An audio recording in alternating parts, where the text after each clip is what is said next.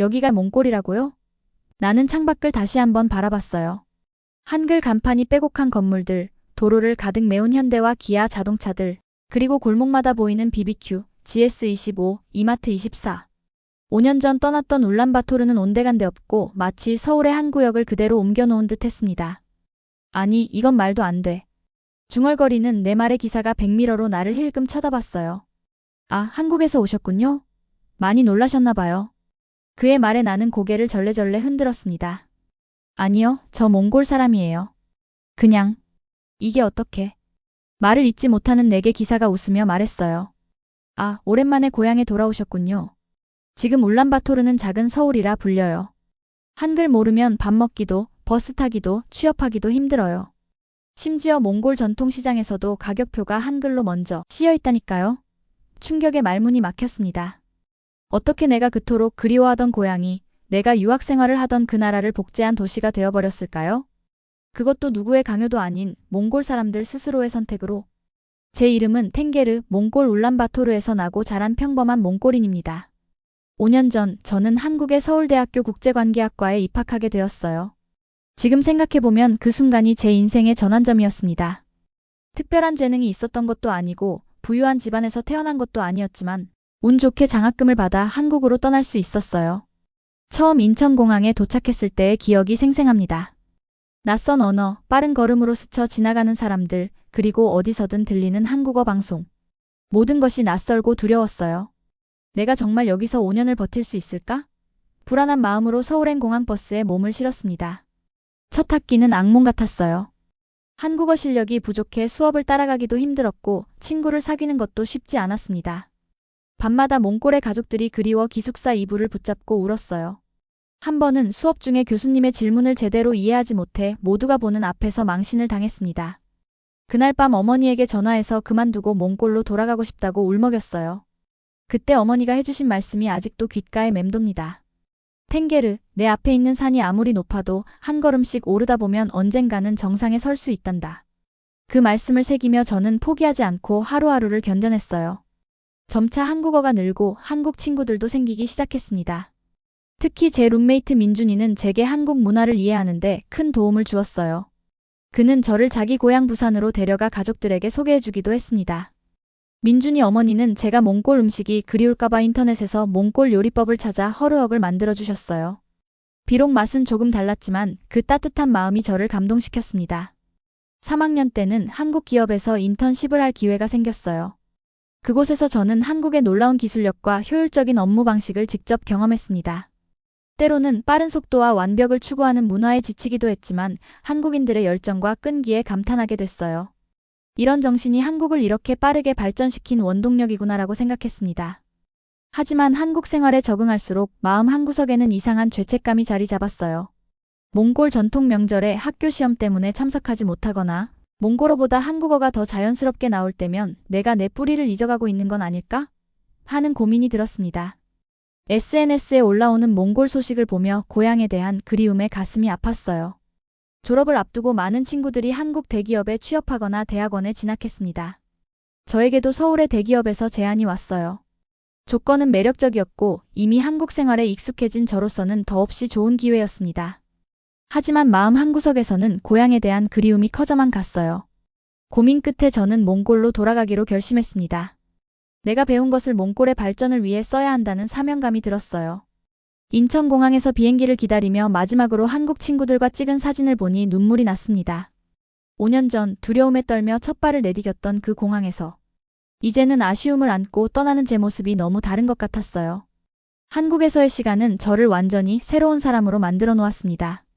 몽골 친구들이 얼마나 변했을까? 가족들은 어떻게 지내고 있을까? 하는 생각으로 가득 찬 채 비행기에 올랐어요. 창문 너머로 작아지는 서울의 모습을 바라보며 제 마음속에는 설렘과 두려움이 공존했습니다. 하지만 그 무엇도 귀국 후 제가 마주하게 될 충격적인 변화를 예상하지 못했어요. 잠시 후 울란바토르 국제공항에 도착하겠습니다. 기내 방송이 흘러나오자 저는 깊은 숨을 들이마셨습니다. 5년 만에 귀환, 그리고 제가 알던 몽골은 이미 그 모습을 완전히 바꾸고 있었어요. 비행기에서 내려 공항 밖으로 나오자 친숙한 듯 낯선 풍경이 눈앞에 펼쳐졌습니다. 택시 승강장에는 몽골 전통 택시 대신 현대와 기아의 차량들이 줄지어 서 있었어요. 한 택시에 올라타자 운전사가 물었습니다. 어디로 모실까요? 그의 목에는 한국 아이돌 그룹의 목걸이가 걸려 있었어요. 하이르앙 지구로 가주세요. 제가 대답하자 그는 백미러로 저를 유심히 살폈습니다. 한국에서 오셨나요? 발음이 한국인 같아요. 아니요, 몽골 사람이에요.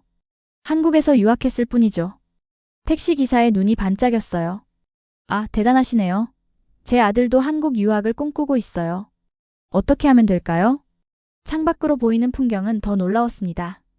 도로 양옆으로 GS25, BBQ 치킨, 롯데마트 같은 한글 간판들이 줄지어 있었어요. 한 대형 쇼핑몰 앞에서는 한국 드라마 포스터가 걸린 전광판이 빛나고 있었습니다. 몽골어보다 한글이 더 크게 적힌 메뉴판들, 한국 스타일로 꾸민 카페들. 마치 서울의 어느 거리를 달리는 듯한 착각이 들었어요. 저기 봐요, 새로 지은 아파트 단지요.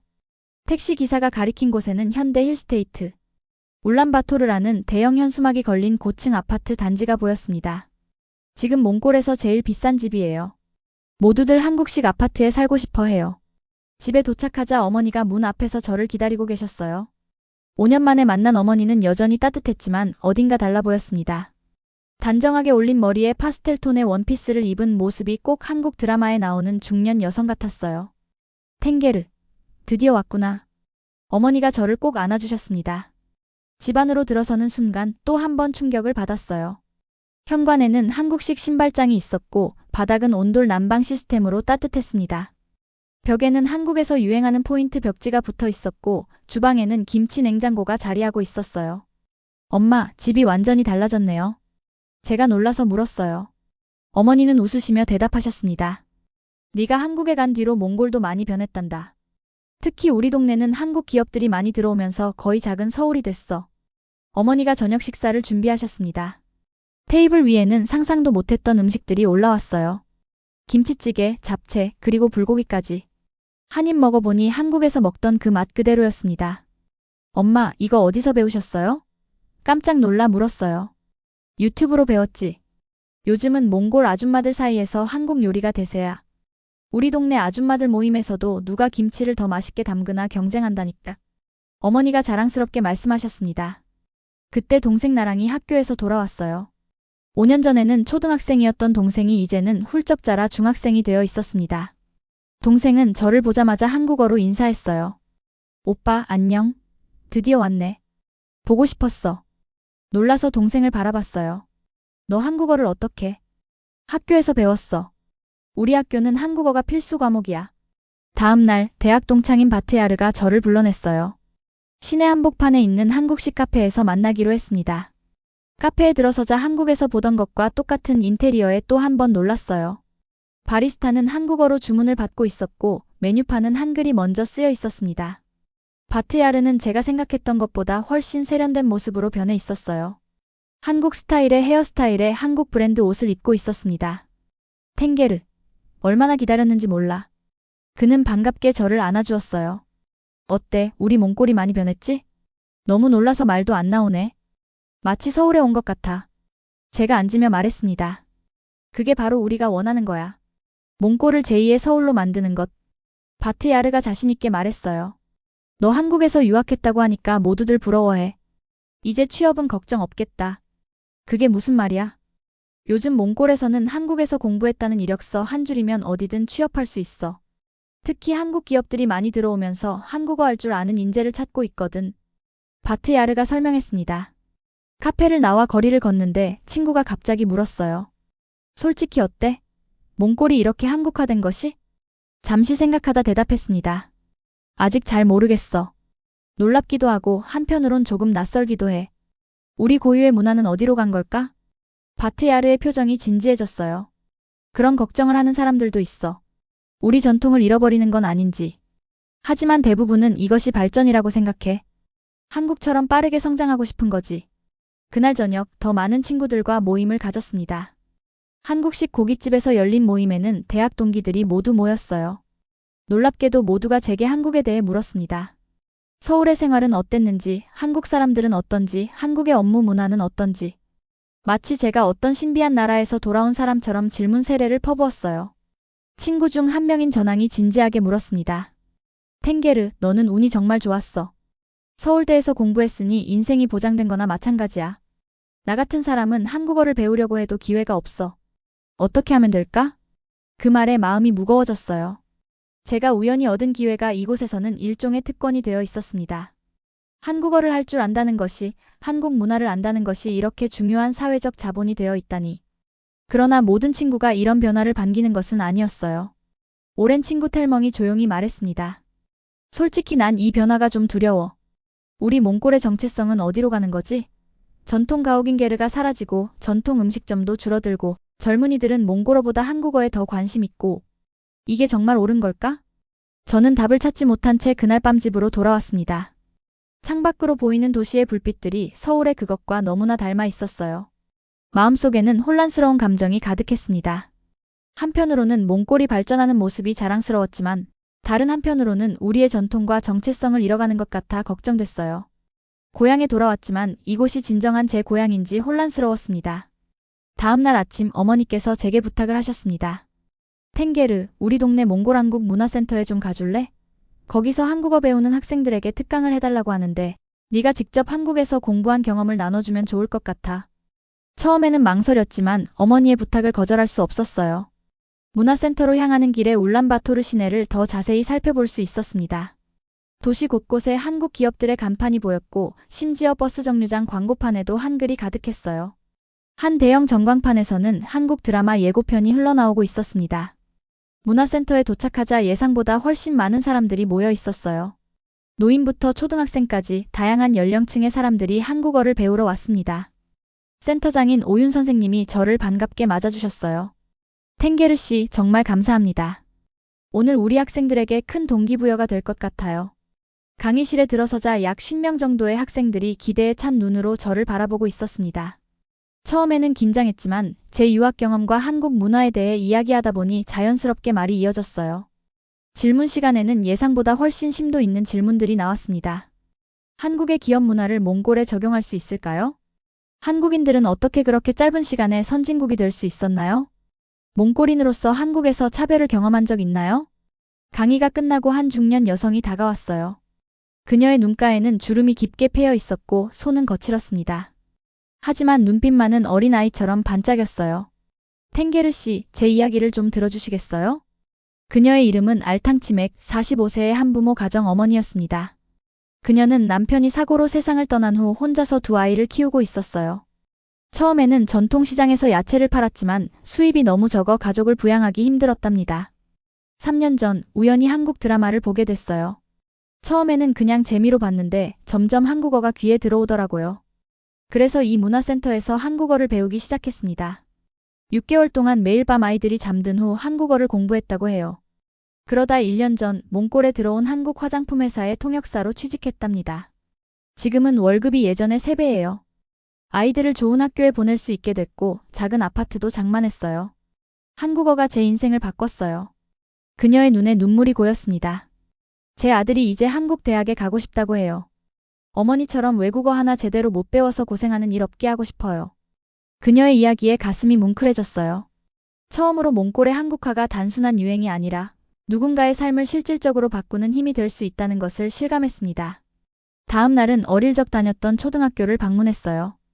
학교 건물은 여전히 낡았지만 교실 내부는 완전히 달라져 있었습니다. 벽에는 한글 포스터가 붙어 있었고 교실 뒤편에는 한국 도서 코너가 마련되어 있었어요.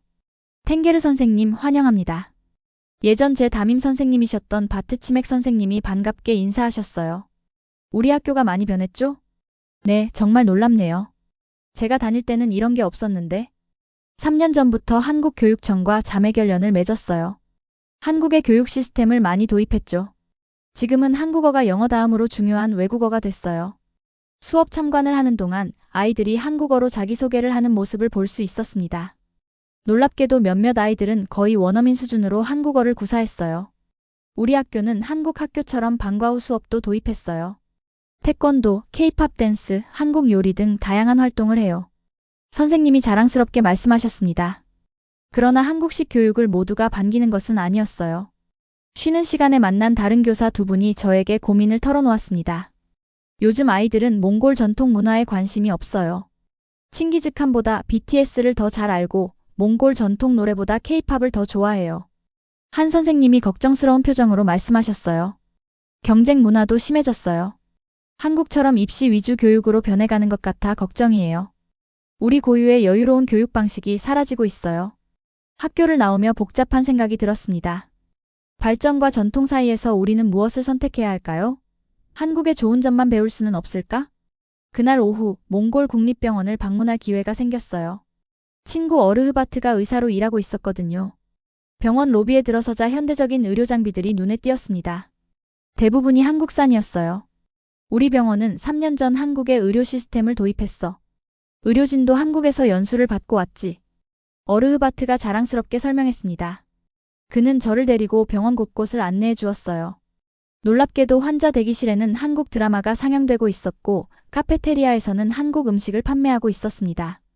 여기서 정말 감동적인 이야기가 있어. 어르흐바트가 말했어요. 저기 앉아 계신 할아버지와 소녀를 봐. 창가에는 약 70세 정도 되어 보이는 할아버지와 10살 정도의 소녀가 앉아 있었습니다. 소녀는 할아버지에게 한국어로 책을 읽어주고 있었어요. 저 할아버지는 빗사잉 씨야. 2년 전 심장 질환으로 거의 돌아가실 뻔했어. 당시 우리 병원에는 필요한 의료 장비가 없었지. 그런데 마침 한국 의료진이 첨단 장비를 가지고 의료 봉사를 왔었어. 그들 덕분에 빗사잉 씨는 생명을 건졌지. 그리고 저 소녀는 할아버지의 손녀인 사르나이야. 할아버지가 살아난 후 사르나이는 한국 의사들처럼 되고 싶다며 한국어를 배우기 시작했어. 매일 할아버지에게 한국어를 가르쳐 드린대. 할아버지도 이제 간단한 한국어로 의사소통이 가능해졌어. 그 모습을 보니 가슴이 따뜻해졌어요. 문화의 교류가 이렇게 생명을 살리고 꿈을 키우는 계기가 될 수도 있구나 싶었습니다. 병원을 나와 시내를 걷던 중 우연히 전통시장 근처를 지나게 됐어요. 예전에는 몽골 전통 제품들로 가득했던 이곳도 많이 변해 있었습니다. 한국 식품, 화장품, 의류를 파는 가게들이 절반 이상을 차지하고 있었어요. 한 노점상 할머니가 저를 부르셨습니다. 이 젊은이 한국에서 왔어요? 아니요, 저도 몽골 사람이에요. 한국에서 유학했을 뿐이죠. 할머니는 반가워하시며 말씀하셨어요. 내 손자도 한국에 가고 싶어해. 너처럼 공부하고 싶대.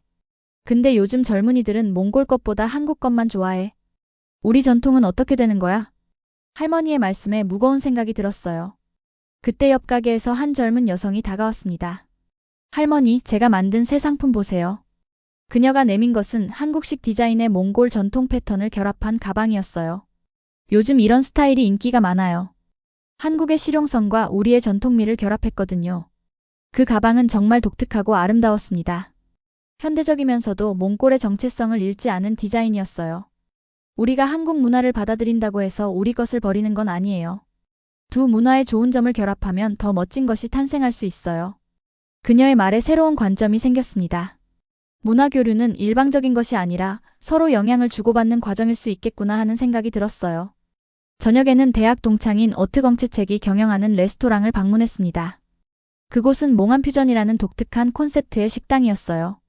몽골 전통 요리에 한국의 조리법과 재료를 접목한 메뉴를 선보이고 있었습니다. 사람들이 정말 좋아해. 특히 한국식 양념을 사용한 몽골 전통 고기 요리는 우리의 시그니처 메뉴야. 어트경채책이 자랑스럽게 말했어요. 식당 안을 둘러보니 인테리어도 한국과 몽골의 요소를 절묘하게 결합했습니다. 몽골 전통 장식품과 현대적인 한국식 인테리어가 어우러져 독특한 분위기를 만들어냈어요. 처음에는 전통을 훼손한다며 비판하는 사람들도 많았어. 하지만 점차 이런 융합이 우리 문화를 더 풍부하게 만들 수 있다는 것을 사람들이 이해하기 시작했어. 저녁 식사를 마치고 돌아오는 길에 울란바토르의 밤거리를 걸었습니다. 네온사인 불빛 아래 한국식 옷을 입은 젊은이들과 전통, 델몽골 전통 의상을 입은 노인들이 함께 걷고 있었어요. 그 모습이 어딘지 모르게 조화롭게 느껴졌습니다. 문득 이런 생각이 들었어요. 문화는 고정된 것이 아니라 끊임없이 변화하고 성장하는 것이 아닐까?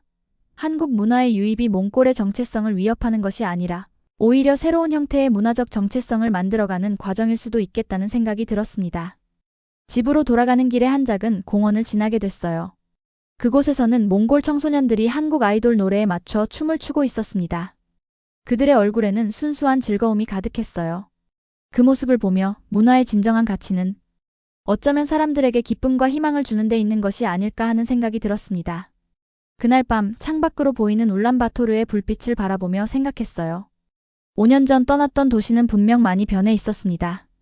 하지만 그 변화가 꼭 나쁜 것만은 아니었어요.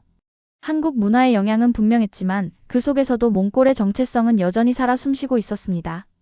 두 문화가 만나 새로운 가능성을 만들어내고 있었어요. 귀국한 지 한 달이 지난 어느 날 몽골 국영 방송국에서 연락이 왔습니다. 한국에서 유학하고 돌아온 몽골인의 시각으로 본 한국화된 몽골에 대한 다큐멘터리를 제작하고 싶다는 제안이었어요. 처음에는 망설였지만 제가 경험한 다양한 측면을 객관적으로 보여줄 수 있는 기회라고 생각했습니다. 촬영팀과 함께 울란바토르 곳곳을 다니며 인터뷰를 진행했어요.